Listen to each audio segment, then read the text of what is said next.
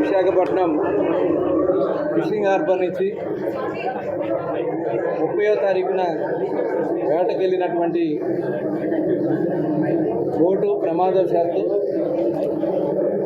4వ తారీఖున అంటే ఆయన ఉదయం కూడా ఫోన్లో మాట్లాడటం జరిగింది. 7గురు ఫిషింగ్ బోట్లో వేటకెళ్ళడం జరిగింది. ఉదయం కూడా మాట్లాడారు. మధ్యాహ్నం జరిగినటువంటి వాతావరణంలో మార్పుల వల్ల బోటు తిరగబడిపోయి మధ్యాహ్నం 7గురు కూడా గల్లంత అవడం జరిగింది. తర్వాత రోజు చిన్న అనే అతను ఒక కమర్షియల్ బోటుకి అతను దగ్గరికి వెళ్ళడం, వాళ్ళు అతన్ని రక్షించడం జరిగింది. ప్రభుత్వానికి సమాచారం వచ్చిన వెంటనే కోస్ట్ గార్డ్ని అలర్ట్ చేశారు. కొన్ని బోట్స్ పెట్టి కూడా గాలించడం జరిగింది. అన్ని రకాలైనటువంటి రెస్క్యూ తీసుకోవడం జరిగింది. కానీ ఈరోజు వరకు కూడా వాళ్ళ ఆచూకీ కనపడలేదు. ఆ చిన్న ఇచ్చినటువంటి సమాచారం ప్రకారం అక్కడ వాళ్ళందరూ కూడా ప్రమాదంలో చనిపోయి ఉంటారని చెప్పి భావించి, అలాగే కోస్ట్ గార్డ్ వాళ్ళు సెర్చింగ్లో మాకు ఎక్కడ కూడా ట్రేస్ కాలేదని చెప్పి కోస్ట్ గార్డ్ కూడా ఇచ్చినటువంటి రిపోర్ట్ను ఆధారం చేసుకుని 72 గంటల తర్వాత ఆ కుటుంబాలకి ఎవరైతే 7గురిలో ఒక అతను సేవ్ అయ్యాడు కాబట్టి మిగతా ఆరుగురికి ఈరోజు గౌరవ ముఖ్యమంత్రి చంద్రబాబు నాయుడు గారు ఇచ్చినటువంటి ఆదేశాలతో ఆ కుటుంబాలకి ఫిషరీస్ డిపార్ట్మెంట్ నుంచి ఒక 5 లక్షలు, సీఎం రిలీఫ్ ఫండ్ నుంచి ఒక 5 లక్షలు కలిపి 10 లక్షల రూపాయలు చెక్ వారికి అందించడం జరిగింది. మిగతాయి కూడా ఏదైతే బోటు నష్టపోయి ఉన్నారు కాబట్టి బోటు కానీ మిగతా ఆ కుటుంబాన్ని ఏ రకంగా మనం ఆదుకోవాలనే దానికోసం ప్రభుత్వ పరంగా వాళ్ళ పిల్లల చదువుల విషయంలో కానీ వాళ్ళకి ఏ రకంగా మనం హెల్ప్ చేయొచ్చో అన్నీ కూడా ఏర్పాటు చేయడానికి అన్ని చర్యలు కూడా తీసుకోవడం జరుగుతుంది. అయితే ఇవాళ గతంలో ఎప్పుడు ఇవ్వని విధంగా 10 లక్షల రూపాయలు ఇచ్చినందుకు గౌరవ ముఖ్యమంత్రి చంద్రబాబు నాయుడు గారికి ప్రత్యేకంగా ధన్యవాదాలు తెలియజేస్తాను. ఎందుకంటే గతంలో ఇక్కడ హుద్హుద్ వచ్చినప్పుడు కూడా ఆ రోజుల బోటు మునిగిపోతే 6 లక్షల రూపాయలు చెప్పిన ఫస్ట్ టైం భారతదేశంలోనే ఫస్ట్ టైం ఆంధ్ర రాష్ట్రంలో ఆ నష్టపరిహారం ఇచ్చినటువంటి ఘనత కూడా ఆనాడు చంద్రబాబు నాయుడు గారు. మరి ఈరోజు కూడా చూస్తే 5 లక్షల రూపాయలు ఉండేది గతంలో. లాస్ట్ గవర్నమెంట్లో దగ్గర ఒక 80 కేసెస్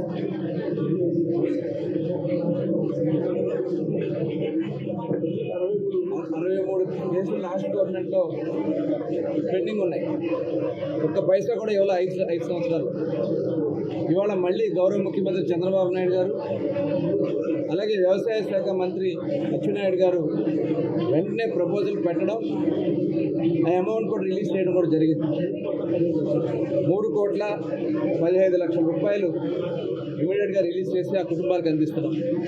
ఇంకా కొన్ని అక్కడ ఉన్నటువంటి ప్రాథమికంగా ఇంకా వాళ్ళకి కావాల్సినటువంటి సమాచారం కొన్ని ఆగినాయి కానీ మిగతా 100% ఇవ్వడానికి ప్రభుత్వం చర్యలు తీసుకుంది. అయితే ఇవాళ గతంలో ఏ రాష్ట్రం కూడా ఇవ్వని విధంగా ఇలా బోటు ప్రమాదం జరిగినప్పుడు ఏ రాష్ట్రం కూడా ఇంత పెద్ద ఎత్తున ఇచ్చిన పరిస్థితి లేదు. 10 లక్షల రూపాయలు చెప్పిన ఇవాళ అందించడం అనేది గౌరవ ముఖ్యమంత్రి గారు ప్రత్యేకంగా ధన్యవాదాలు తెలియజేస్తాను మరొకసారి.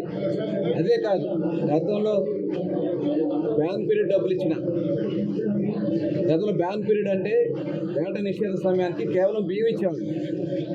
కానీ 2014 నుంచి 4,000 రూపాయల చొప్పున స్టార్ట్ చేసి ఈరోజు 20,000 రూపాయల చొప్పున బ్యాన్ పీరియడ్ డబ్బులు ఇస్తున్నాం. ఈ సంవత్సరం కొన్ని టెక్నికల్ ప్రాబ్లం వల్ల కొంత ఆగినాయి, అవి కూడా ప్రపోజల్ పెట్టడం జరిగింది.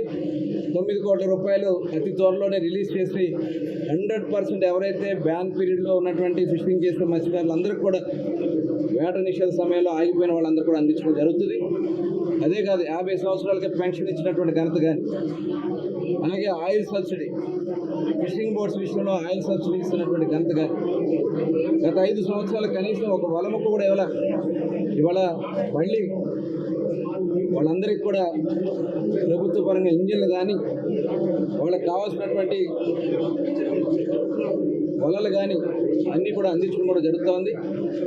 ప్రధానమంత్రి మత్స్య సమృద్ధి యోజన కింద 40% సబ్సిడీతో బోట్లు కూడా ఇవ్వడం కూడా జరుగుతుంది. దాదాపు 1,20,00,000 లాంగ్ లైనర్స్ 1,20,00,000 రూపాయలు ఖరీదు చేసిన బోట్ని 40% సబ్సిడీ కేంద్ర ప్రభుత్వం ఇస్తూ ఉంది.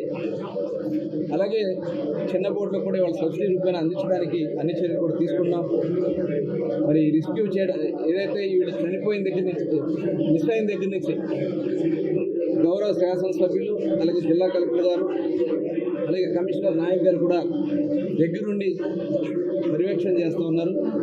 ఆ కుటుంబాన్ని అన్ని విధాలా ఆదుకుంటామని కూడా తెలియజేస్తూ అయితే అందరికీ సమాచారం అందించడం జరిగింది. ఏదైతే కమర్షియల్ బోట్స్ కానీ అలాగే కొన్ని ఫిషింగ్ బోట్స్ కూడా ఎక్కడైనా ఈ బాడీస్ ప్లేస్ అవుతాయో చెప్పడం జరిగింది. ఈ రెస్క్యూ కంటిన్యూ అవుతుందని కూడా ఈ సందర్భంగా తెలియజేసుకుంటూ మరొకసారి గౌరవ ముఖ్యమంత్రి గారికి ఈ ప్రభుత్వానికి ధన్యవాదాలు తెలియజేసుకుంటూ సెలవు తీసుకుంటారు.